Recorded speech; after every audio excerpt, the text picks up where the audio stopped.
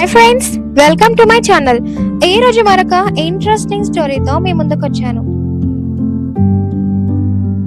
గుమ్మడికాయంత రాజ్యంలో ఒక పెద్ద పంటల లోయ ఉండేది.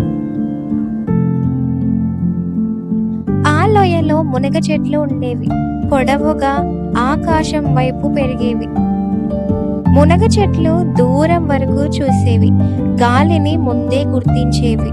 మునగ చెట్లు అనుకునేవి, ముందే చూసేవాడే తెలివైనవాడు, ముందే చెప్పేవాడే నాయకుడు అని.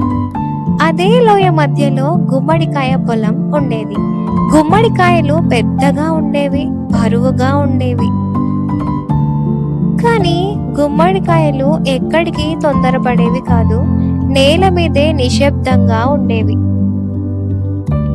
మునగ చెట్లు గుమ్మడికాయలను చూసి అనుకునేవి, ఎంత బరువు, ఎంత నెమ్మది అని.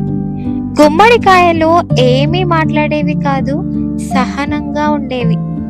ఒక సంవత్సరం మునగ చెట్లు దూరంలో మేఘాలను చూశాయి. పెద్ద వాన వస్తుంది అని గట్టిగా చెప్పాయి. అందరూ భయపడ్డారు.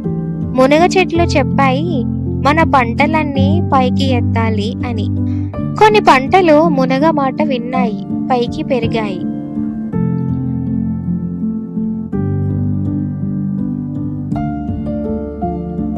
గుమ్మడికాయలు మాత్రం తమ స్థలంలోనే ఉన్నాయి. వాన వచ్చింది, నీరు పొంగి ప్రవహించింది. పైకి ఉన్న పంటలు గాలికి విరిగిపోయాయి. కానీ గుమ్మడికాయలు నీటిలో కొంత మునిగాయి, కానీ కదలలేదు. వాన ఆగింది. లోయలో ఆహార సమస్య వచ్చింది. అప్పుడే గుమ్మడికాయలు తమ ఉపయోగాన్ని చూపాయి. గుమ్మడికాయలు నీటిని నిల్వ చేసుకున్నాయి, లోపల పోషకాన్ని దాచుకున్నాయి.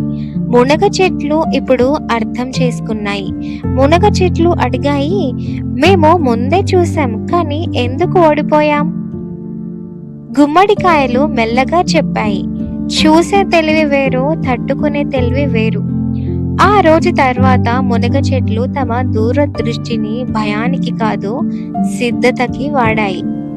గుమ్మడికాయలు తమ సహనాన్ని అందరికీ పంచాయి. లోయ ఇప్పుడు సమతుల్యంగా ఉంది. ఎవరూ త్వరగా అరవడం లేదు, ఎవరూ నెమ్మదిని అవమానించడం లేదు.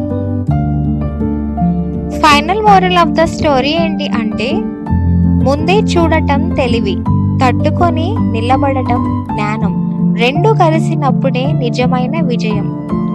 మీకు ఇంకా ఇలాంటి స్టోరీస్ కావాలి అంటే నా ఛానల్ని సబ్స్క్రైబ్ చేసి అలాగే బెల్ ఐకాన్ని కూడా క్లిక్ చేయండి. Thank you for watching.